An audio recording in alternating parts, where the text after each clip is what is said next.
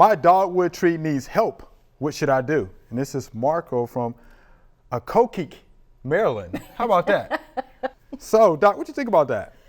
Yeah, to look at the picture, we got a little early fall color going on in Maryland. And I think the picture was taken back in June. So, something definitely is going on. It's stress related, I'm sure. And Joellen mentioned, it's probably in full sun, which it does, and they don't like that. That's right. They don't like stress. Yeah, they don't like anything like that. The pH of the soil needs to be tested, I think, because dogwoods love acidic soil. So alkaline, they're going to look, and that's a symptom. If it's a high pH, alkalinity's high, that means that it's going to show some early fall color. That's one of the symptoms. And the stress can show early fall color. There's also something I'd look at too.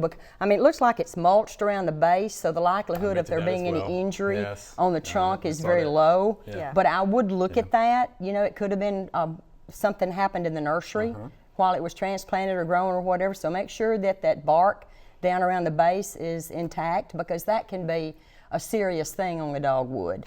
Crown canker and some other very serious diseases. So I don't know. I would say, what were you saying about transplant it somewhere in the shade, check the pH? I think it needs a little bit of sun, a shade, because it is an understory plant. Right. And plus, how deep did you plant it? Because that, at the nursery, you're supposed to kind of keep the same level of the soil in the container or in the root ball at the same level that you're planting it. So sometimes, and planting too deep is a problem with planting trees, especially small ones. Right.